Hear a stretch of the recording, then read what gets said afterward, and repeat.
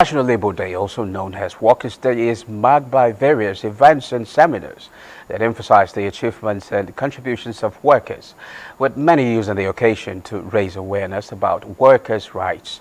As Nigeria marks International Workers' Day.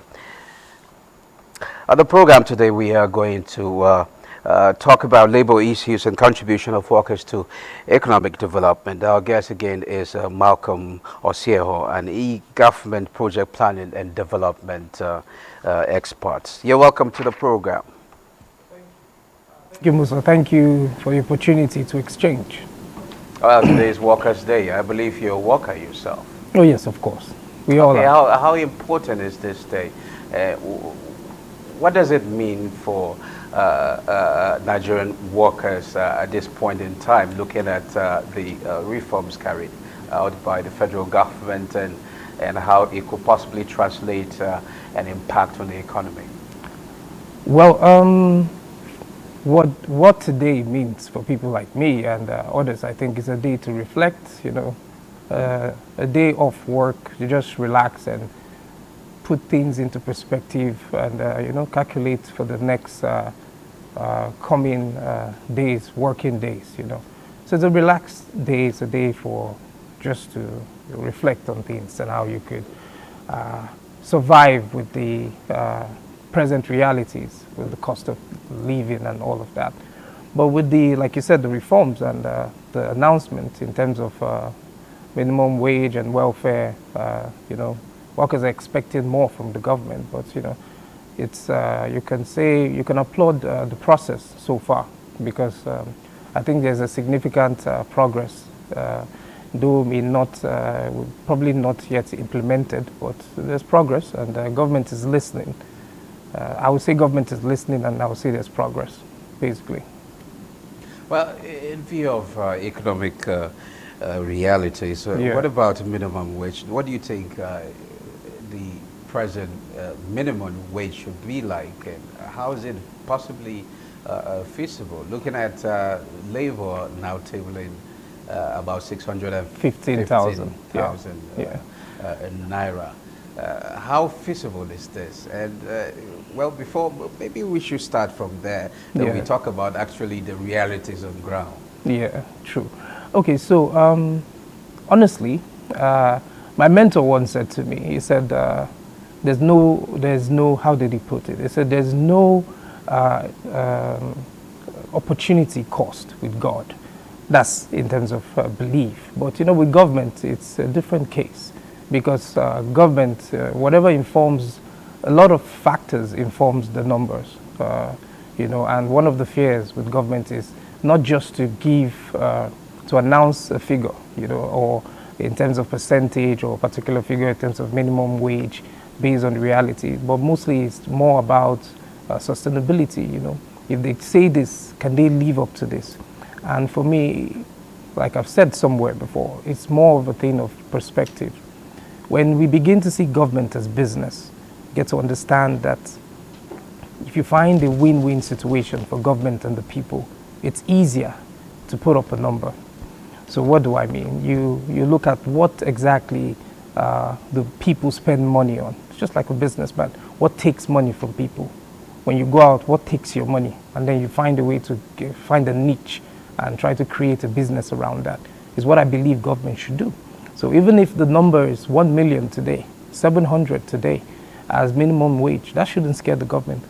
Though some may argue that it's not actually about the size of the money or exactly. Things like that. What about make most of these basic things affordable and accessible, so that you don't really need so much money like that to go, at the end of the day, you buy it in exorbitant prices and things like that. So Musa, you're saying the same thing with me. I was getting somewhere.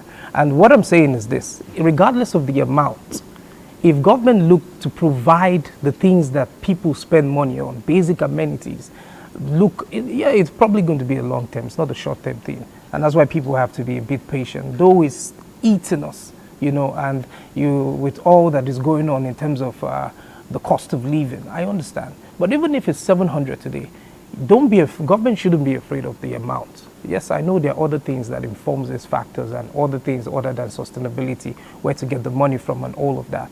But with my own 2 cents, I'm thinking, housing, if you can find a way to provide something there, transportation, all those basic things that takes money back from the people. So it's a win-win for government and people. So the amount shouldn't scare you, because now the cost of living in terms of how things are expensive, you want to relate that to the dollar.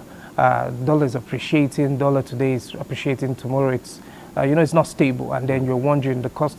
Even if there's an increment in salary or minimum wage and all, but the things in the market are still high. They're still expensive. Okay, talking about things in the market is still high.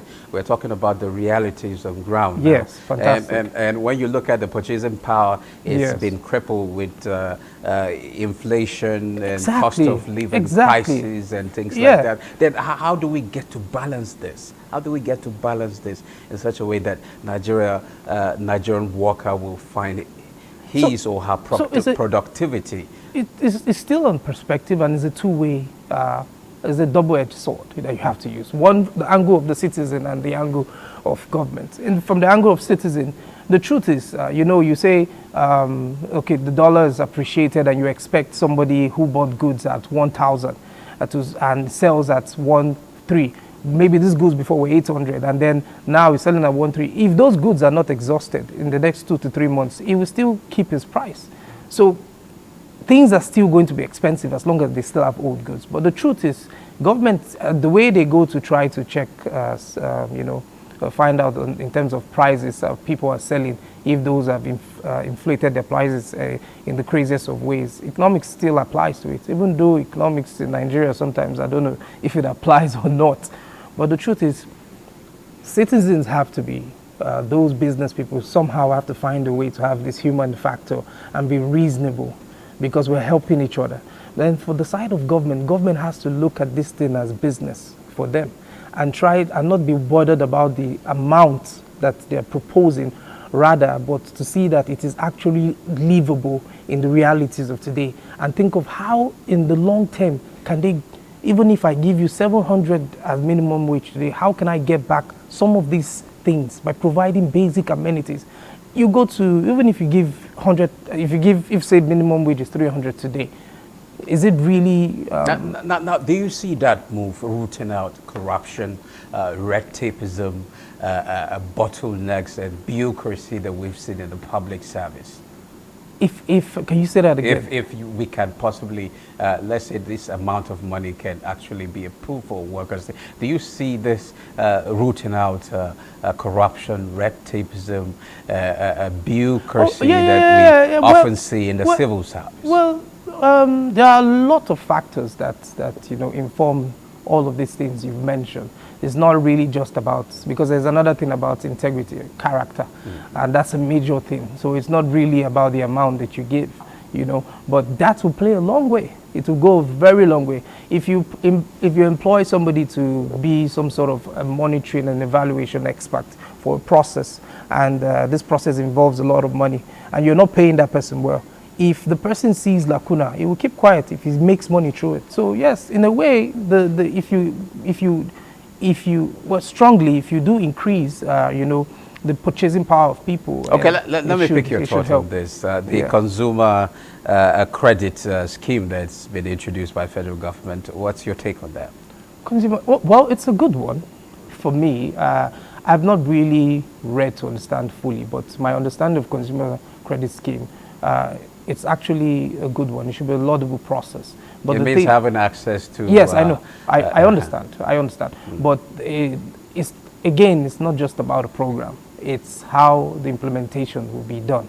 You have so many beautifully designed programs to address poverty. But how do you think? What do you think they need? What's the basic ingredient? They need to make it work. Fantastic. Always implement a process that's accountable and transparent. I will go back to where I'm from. e-government. I'm sorry. As long as you create an accountability process, process that is accountable and transparent, you implement e-government from both from federal down to state, from those from governments to beneficiaries receiving, creates monitoring and evaluation chain around it. I think it's possible. It's not a difficult thing. Just digitize the process. Okay, you're e-government and planning the expert. Yeah, project planning. And there's been this ongoing conversation about AI, artificial intelligence, Yes. how it's going to affect the future of work. Yes, positively. Okay. Well, what type of skills and mindsets for productivity should workers in Nigeria be looking at in view of the global trends? Well, first thing first is, like I always try to say, is character.